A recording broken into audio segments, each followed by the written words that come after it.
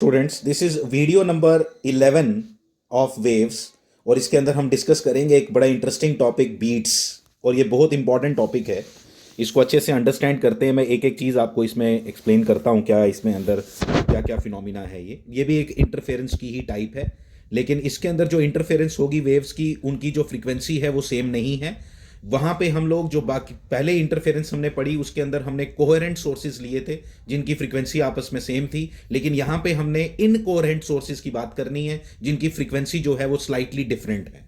when two sound waves of slightly different frequencies traveling along the same path in the same direction, path भी उनका same चाहिए, उनकी direction भी same चाहिए, in a medium superpose upon each other, वो अगर एक दूसरे से मिलेंगी, एक दूसरे के ऊपर सुपर इम्पोजिशन होगा उनका, the intensity of the resultant sound at any point the medium, उसका क्या होता है, उससे उसमें एक ऐसी साउंड वेव जनरेट होती है जिसमें जिसकी जिसकी जो लाउडनेस है, जब आप सुनोगे तो पहले इंक्रीज करती है, फिर डिक्रीज करती है, फिर इंक्रीज करती है, फिर डिक्रीज करती है। वो क्या होता है वो मैं आपको पूरा फील करवाऊंगा, जिसको राइजिंग एंड जिसकी जो देखो, the resultant sound, the intensity of the resultant sound, जो यहां लिखा है ये, the intensity of the resultant sound, एक second, the intensity of the resultant sound at any point in a medium rises and falls. Rises and falls की जगह हम लोग एक वर्ड यूज करते हैं यहां पे बहुत बार, वैक्सिंग एंड वैनिंग। वैक्सिंग का मतलब हो गया बढ़ना, और वैनिंग का मतलब हो गया कम होना। ठीक है, ये वर्ड हम यूज वैसे मून के लिए भी करते हैं कि मून बढ़ रहा है या कम हो रहा है, उसके लिए भी हम waxing and waning word use करते हैं। ठीक है, यहां पे भी ये वर्ड यूज किया जाता है बहुत बार कि आपको क्लियर हो जाए। वैक्सिंग एंड वैनिंग, राइज कर रही है और फॉल कर रही है, मतलब उसकी साउंड जो आपको जब सुनाई देगी उसमें क्या होगा कि पहले उसकी इंटेंसिटी बढ़ेगी, फिर उसकी इंटेंसिटी कम होती जाएगी, आहिस्ता आहिस्ता बंद हो जाएगा, फिर बढ़ेगी, फिर कम हो जाएगा, ऐसे करके वो चलता है। क्या होता है पूरा आपको अंडरस्टैंड करवाऊंगा, और क्यों होता है ये भी आपसे बात करेंगे। देखो, फिर इसकी डेफिनेशन मैं थोड़ा बोल्ड में लिखी है मैंने। These periodic variations in the intensity of sound causes by the superposition of two sound waves of slightly different frequencies are called beats। ये beats की डेफिनेशन आ गई। अब यहां पे मैंने दो साउंड वेव्स ली हैं। अब साउंड वेव, ये दो किसकी साउंड वेव्स का क्या मतलब है, इसको जरा अच्छे से अंडरस्टैंड करते हैं। देखना जरा, देखो इस तरह से आप समझिए कि अगर मान लो एक यहां स्पीकर हो, यहां से साउंड वेव्स ये निकाल रहा है ऐसे, यहां पे एक पार्टिकल है, यहां पे एक पार्टिकल है जो डिस्प्लेस करेगा सिंपल हार्मोनिकली, जो डिस्प्लेस करेगा सिंपल हार्मोनिकली ये वाला पार्टिकल। और जैसा ये डिस्प्लेस करेगा, मान लो ये मेरा मेरा जो ईयर है, ठीक है, मेरा जो कान है वो इसके पास है, तो जैसा ये डिस्प्लेस करेगा वैसा मुझे साउंड सुनाई देगी। ये इसमें सिंपल बात है कि मतलब ये वाला कौन सा पार्टिकल है जो मैं जो मेरे लिए सिग्निफिकेंस रखता है इस पर्टिकुलर पॉइंट पे। ठीक है, तो इसकी जो डिस्प्लेसमेंट का कर्व है वो इस स्पीकर 1 की वजह से ऐसा है, और स्पीकर 2 जो है उसकी जो साउंड वेव है वो नीचे है। ठीक है, उसकी जो साउंड वेव है वो नीचे है। इन दोनों की फ्रीक्वेंसी अगर इक्वल हो, ये मैंने इक्वल फ्रीक्वेंसी वाला लिया है, अगर दोनों की फ्रीक्वेंसी इक्वल हो तो क्या होता है वो मैं आपको दिखाता हूं। यहां पे ये छोटा सा जीआईएफ है, इसको आप देखोगे, देखो जब इसके ऊपर सुपरपोज किया, देखो ध्यान से, तो बिल्कुल एक दूसरे के साथ ये मिल गए, और दूसरे के साथ मिलने के कारण हर जगह कंस्ट्रक्टिव इंटरफेरेंस हुआ है। इसको कहते हैं कंस्ट्रक्टिव इंटरफेरेंस। ठीक है, ये कंस्ट्रक्टिव इंटरफेरेंस है। अगर बिल्कुल फ्रीक्वेंसी बराबर होगी तो दोनों एक दूसरे के ऊपर एग्जैक्टली एक दूसरे के ऊपर लाई करेंगे, तो हर पॉइंट पे कंस्ट्रक्टिव इंटरफेरेंस हो रही है, क्योंकि हर एक की दोनों वेव्स की जो फ्रीक्वेंसी है वो बिल्कुल बराबर है। इसका मतलब ये हुआ कि जो पार्टिकल था वो इक्वली डिस्प्लेस हुआ हर जगह, वो इक्वली डिस्प्लेस हुआ दोनों से। जो पार्टिकल और उसकी जो अल्टीमेटली जो उसकी डिस्प्लेसमेंट आई, मतलब ऐसा है ये, इसको अगर इस तरह से फील करोगे आप कि अगर उसकी डिस्प्लेसमेंट इस तरह की थी पहले एक्स की वजह से, दूसरे की वजह से अगर ऐसी थी, तो जो नेट रिजल्ट मिलेगा वो ऐसा मिलेगा, कंस्ट्रक्टिव इंटरफेरेंस होगी हर जगह। ये इसमें ये समझने वाली बात थी। ठीक है, अब देखते हैं इसके आगे, अगर फ्रीक्वेंसीज इक्वल ना हो तो क्या होगा। अब यहां पे मैंने दो वेव फॉर्म्स फिर से ली हैं, आप देख सकते हो। ठीक है, इन दोनों की फ्रीक्वेंसी बिल्कुल इक्वल नहीं है, यानी कि फ्रीक्वेंसी बिल्कुल इक्वल नहीं है। फ्रीक्वेंसी इक्वल नहीं होने का मतलब, जब ये इसके ऊपर मैं रखूंगा इसको, ठीक है, जब इसके ऊपर रखूंगा तो ये बिल्कुल मैच नहीं करेगा एग्जैक्टली इसके साथ, जैसे पीछे कर गया था वैसा मैच नहीं करेगा। ये वही पार्टिकल यहां पे मैंने डिस्कस किया जो हमारे कंसर्न का था, ये वाला। ये वाला पार्टिकल वही है जिसकी डिस्प्लेसमेंट को लेके हम डिस्कस करेंगे, लेकिन इस बार इसकी जो फ्रीक्वेंसी है वो डिफरेंट है, वो यहाँ पे बनाई गई है। अब उसको हमने देखना है कि इसके कारण क्या होगा। अब इस तरह का इंटरफेरेंस हम किस तरह से समझेंगे, ये पहले वाला तो हमने पहले भी अंडरस्टैंड किया था, लेकिन इसको जरा हम अंडरस्टैंड करते हैं, ठीक है। तो इसमें क्या होगा, देखो देखो ये आ गया। अब देखो ये जब इसके ऊपर चढ़ेगा तो किस तरह का दिखेगा, वो उसको हमने अंडरस्टैंड। देखो ये दोनों की फ्रीक्वेंसी बराबर नहीं थी, इन दोनों की फ्रीक्वेंसी बराबर नहीं थी। अब फ्रीक्वेंसी नहीं बराबर होने के कारण ये एक दूसरे के ऊपर एग्जैक्टली ओवरलैप नहीं किए, ये दोनों एक दूसरे के ऊपर एग्जैक्टली ओवरलैप नहीं किए। इन फिगर्स को बहुत अच्छे से अंडरस्टैंड करना है, यही चीज़ें सीखने वाली हैं। आप इसमें ये देख सकते हो, यहाँ पे क्या देखने वाली बात है कि यहाँ पे कंस्ट्रक्टिव इंटरफेरेंस हो रहा है, यहाँ पे लगभग कंस्ट्रक्टिव इंटरफेरेंस हो रहा था, लेकिन आगे जाके कई जगह डिस्ट्रक्टिव भी हुआ, क्योंकि इन सब की वेवलेंथ बिल्कुल बराबर नहीं है। देखो वेवलेंथ इक्वल नहीं है, क्योंकि वेलोसिटी तो सेम है, एयर की बात हो रही है, वेलोसिटी सेम है और फ्रीक्वेंसी डिफरेंट है, तो इसलिए अल्टीमेटली वेवलेंथ इक्वल नहीं है। वेवलेंथ इक्वल नहीं होने के कारण अल्टीमेटली जब ये एक दूसरे के ऊपर रखे तो देखो कैसे रखा है, ये समझने वाली बात है इसमें। देखो यही समझना है। अब मैंने इसका रिजल्ट नीचे बनाया होगा, देखो ये अब मैंने पॉज कर दिया, भाई ऐसा दिख रहा है ये। तो क्या दिखा यहाँ पे क्या दिखा, यहाँ पे कंस्ट्रक्टिव इंटरफेरेंस, ठीक है, यहाँ पे नियरली कंस्ट्रक्टिव। देखो ऐसे ऐड ऐसे किया जाता है, एक इंस्टेंट पे ऐड करना है तो यहाँ पे देखो किस तरह से एडिशन होगी, यहाँ पे किस तरह से एडिशन होगी, यहाँ पे किस तरह से एडिशन होगी। ये देखो यहाँ पे एक टाइम ऐसा आ रहा है जहाँ डिस्ट्रक्टिव इंटरफेरेंस होगी, यहाँ ये देखो यहाँ, ठीक है। जब यहाँ एडिशन होगी तो कौन से पॉइंट्स लिए जाएंगे, ये देखो जब यहाँ, अगर जब आपको यहाँ एडिशन करनी है, मान लो ये यहाँ, ठीक है, तो यहाँ पे क्या हो रहा है, इसका पीक लेकिन इसका जीरो, फिर अगले का पीक इसका जीरो, मतलब यहाँ पे इसका पॉजिटिव पूरा पॉजिटिव, इसका पूरा नेगेटिव, तो यहाँ पे डिस्ट्रक्टिव इंटरफेरेंस होगी। और रिजल्ट क्या दिखेगा वो दिखाता हूँ आपको, ये देखो रिजल्ट क्या दिखेगा, ये देखो ये डॉटेड में जो बनाया वो इसका रिजल्ट है।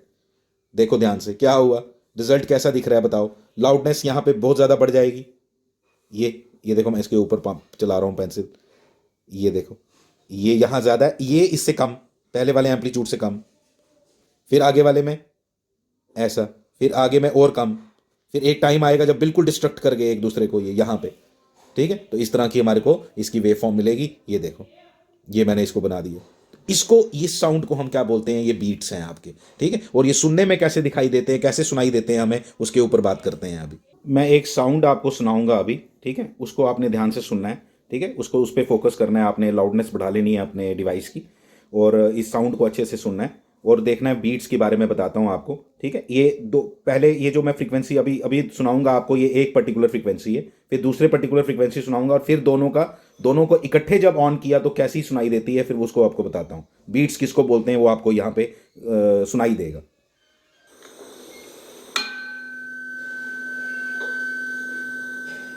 ये एक पर्टिकुलर फ्रीक्वेंसी थी, ये देखो,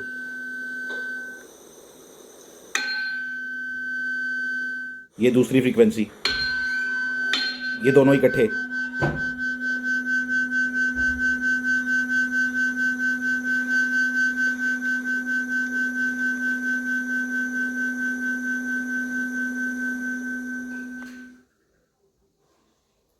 यहाँ पे ये जो आवाज़ आपने सुनी अभी, ठीक है, यही थी, इसको बोलते हैं बीट्स, जिसमें रुक रुक रुक रुक रुक रुक के आवाज़ आ रही थी। जब दोनों को, पहले उसने एक बार फ्रीक्वेंसी क्रिएट की, फिर दूसरी साउंड वेव क्रिएट की, दोनों की फ्रीक्वेंसी अलग अलग थी, उसको आप डिफरेंशिएट नहीं कर पा रहे थे, वो तो लगभग एक जैसी नज़र आ रही थी, ठीक है, एक जैसी सुनाई दे रही थी। आप इसको 2-3 बार सुनोगे फिर आपको फील आएगा इसका।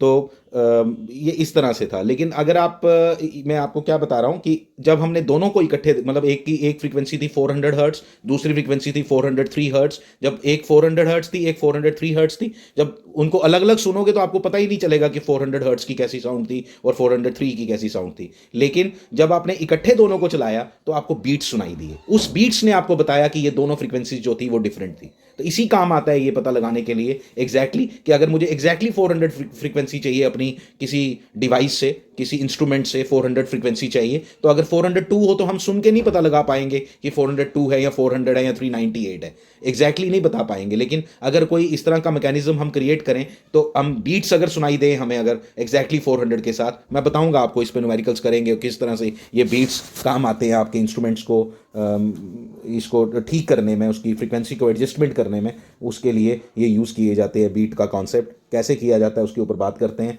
लेकिन पहले बीट फ्रीक्वेंसी के ऊपर भी बात कर लेते हैं। बीट फ्रीक्वेंसी हो गया कि दो सक्सेसिव मैक्सिमास के बीच में, दो सक्सेसिव मैक्सिमास के बीच में, यानी कि ये दो सक्सेसिव मैक्सिमा जो हैं, इन दोनों के, एक बार आपको ये सुनाई दिया, उसके बाद ये सुनाई दिया, इन दोनों के बीच का जो गैप होगा उसको हम बोलते हैं बीट फ्रीक्वेंसी या बीट टाइम पीरियड। पहले तो टाइम पीरियड आएगा ना, ये देखो, इसको बोलेंगे बीट टाइम पीरियड। यहां से लेके ये, पहले आपको ये सुनाई दिया, उसके बाद आपको ये हाइट सुनाई दी, ठीक है, इन दोनों के बीच का जो गैप होगा, ये टाइम में क्या बोलेंगे, इसको बीट टाइम पीरियड, ठीक है। इसी का रेसिप्रोकल लेंगे तो वो होगी आपकी बीट फ्रीक्वेंसी, कि आपको कितनी कितनी देर के बाद ये सुनाई देते हैं। 10 से ज़्यादा आपका ईयर इसको समझ नहीं पाता, इसलिए 10 से ज़्यादा का गैप नहीं होना चाहिए दोनों फ्रीक्वेंसीज के बीच का, ठीक है। तो ये आपको बताना था। अब आगे चलते हैं, अब हम करते हैं कैलकुलेशन ऑफ बीट फ्रीक्वेंसी। तो बीट फ्रीक्वेंसी को अंडरस्टैंड करते हैं। दो वेव्स ले ली हमने, जैसे यहाँ पे आपको दो वेव्स दिखाई थी मैंने, ये वाली, ठीक है, दो वेव्स ले ली, एक की फ्रीक्वेंसी f1 और दूसरे की फ्रीक्वेंसी f2। एक की फ्रीक्वेंसी f1, दूसरे की फ्रीक्वेंसी f2। एक की फ्रीक्वेंसी, एक का टाइम पीरियड t1, दूसरे का टाइम पीरियड t2। और यहाँ पे नोट करने वाली बात ये है, इन दोनों को जब इन्होंने एक दूसरे के ऊपर सुपर इम्पोज करके दिखाया ना, तो यहाँ पे क्या नोट करते हैं हम, देखो मैं आपको एक चीज़ दिखाता हूँ। नोट करने पे कंस्ट्रक्टिव इंटरफेरेंस कहाँ हुआ, ये हमने देखना है कि दो constructive interference, exact constructive interference जब लाउडनेस सबसे पीक पे है यहाँ पे, इन दोनों के बीच का, इसको बोलेंगे हम T beat, time period of the beat. जो बीट आपकी अल्टीमेटली क्रिएट हुई, ये बीट्स क्रिएट हुई ना, ये वाला, ये हाईएस्ट पॉइंट, यहाँ से ये हाईएस्ट पॉइंट, और इन दोनों के बीच का जो डिस्टेंस है, इसको हम बोलते हैं टी बीट। ये जो टाइम, इन दोनों के बीच का टाइम गैप है, इसको बोलते हैं टी बीट। और 1/T beat is equal to F beat, frequency जो हम कैलकुलेट करना चाहते हैं, ये हम कैलकुलेट करना चाहते हैं इन दोनों के बीच का टाइम। ये कैसे कैलकुलेट किया, लॉजिकली कैलकुलेट किया, ठीक है। इसमें मैथमेटिकल पोर्शन कम है, लेकिन समझना इसमें ज़्यादा है कि ये कब होगी कंस्ट्रक्टिव इंटरफेरेंस। हम देखो, मैं इसको अच्छे से देख के देखना जरा, मैं आपको बताता हूँ क्या। जितनी देर में ब्लू वाले ने अपना एक साइकिल कंप्लीट किया, इन दोनों के बीच का गैप देखते जाओ। ये गैप कितना आया, थोड़ा सा गैप है इन दोनों के बीच का, एक टाइम पीरियड के बाद, एक पूरे टाइम पीरियड के बाद एक छोटा सा गैप आया। दो टाइम पीरियड के बाद गैप देखना कितना आया, ये देखो, दो टाइम पीरियड के बाद इतना गैप आया। इसको अच्छे से लिखते हैं, अच्छे से लिखते हैं, आपको समझ आ जाए अच्छे से। ये है ना, इसको अच्छे से लिखते हैं, देखो मैं आपको समझाता हूँ, इसको समझना इंपॉर्टेंट है। देखो कितना इंटरेस्टिंग है ये, ठीक है।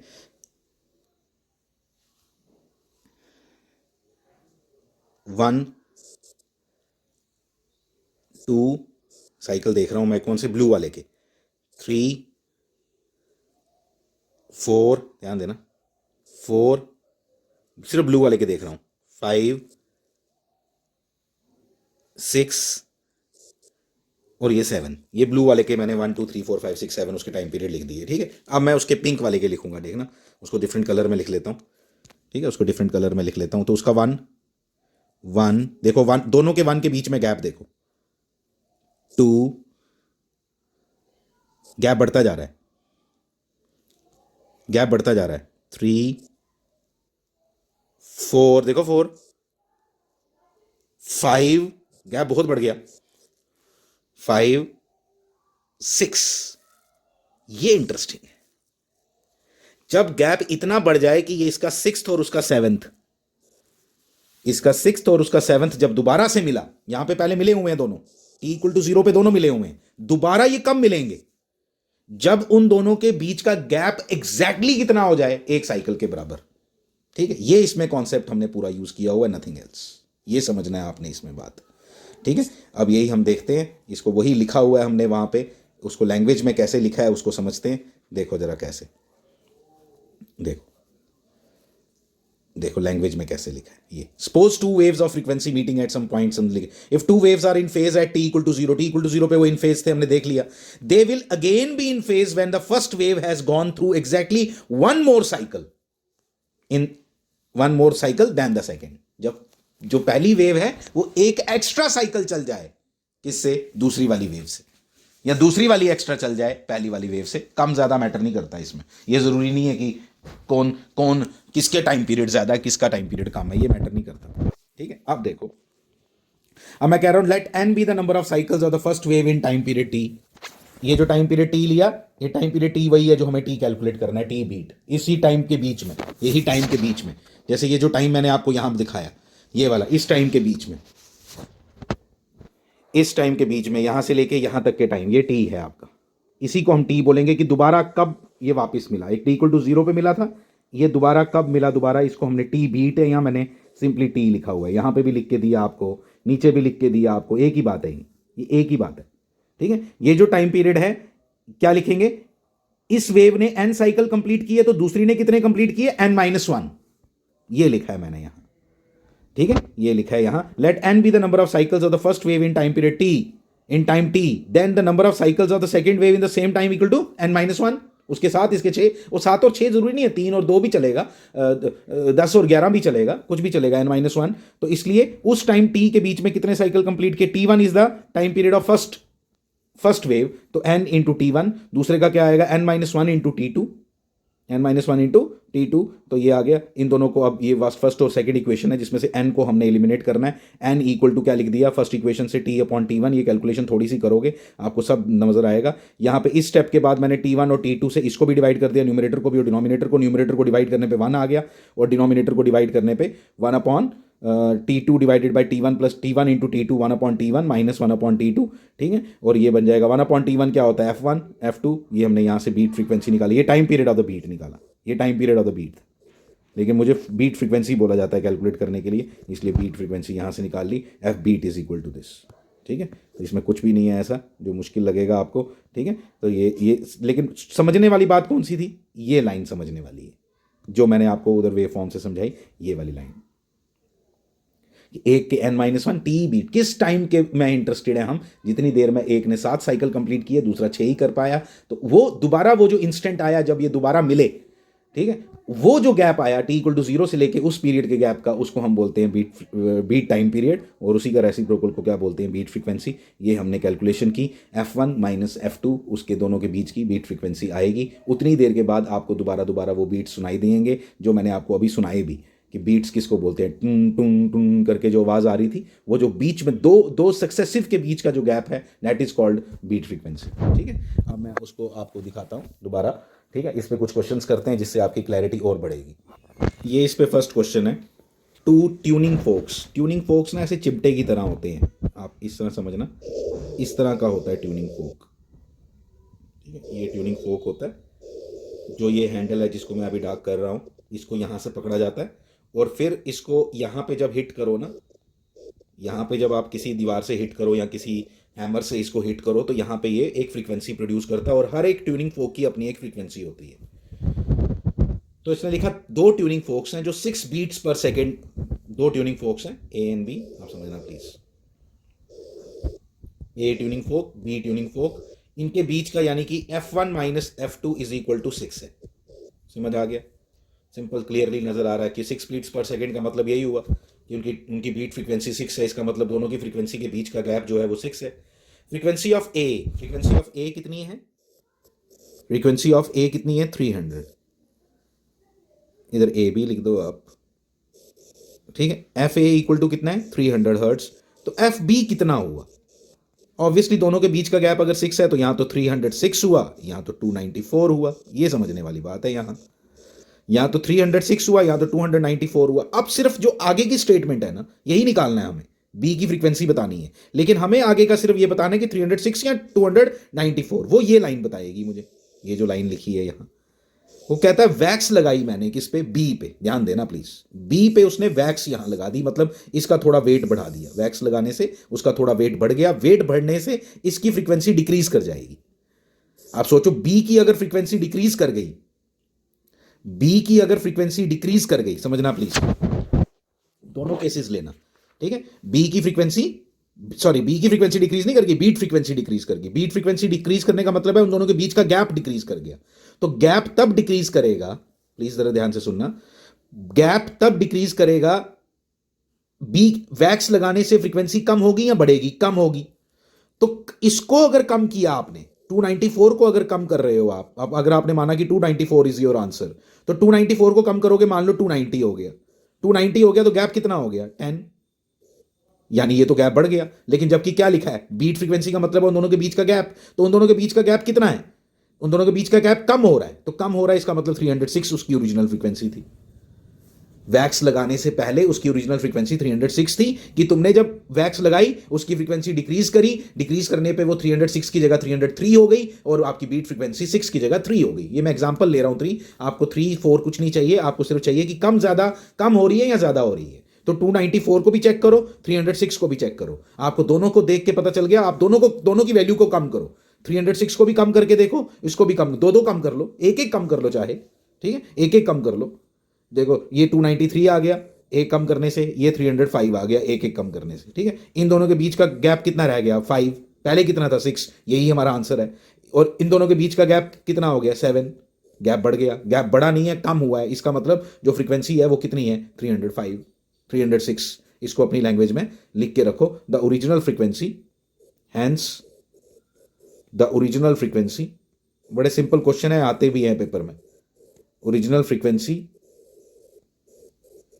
of B is equal to 306 hertz. Original frequency का मतलब होता है वैक्स लगाने से पहले। अब देखो ये नेक्स्ट क्वेश्चन है, फिर से ट्यूनिंग फोक्स पे ही क्वेश्चन है। पी एंड क्यू दो ट्यूनिंग फोक्स हैं, पिछली बार ए एंड बी लिए थे, इस बार पी एंड क्यू लिए हैं।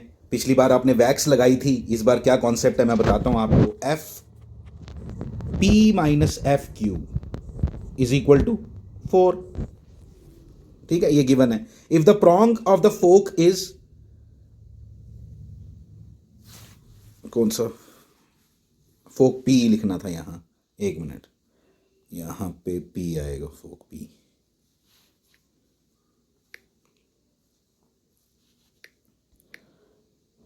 ठीक है, इसका मीनिंग मैं बताता हूं आपको, ठीक है। क्या फोक पी के एक प्रोंग को, प्रोंग पता किसको बोलते हैं, ये इसको प्रोंग बोलते हैं। ये एक प्रोंग हो गया, ये एक प्रोंग हो गया, ठीक है। इसको पूरे को ट्यूनिंग फोक बोलते हैं, और इस एक लेग इसकी जो ये वाली है इसको प्रोंग बोलते हैं, ठीक है।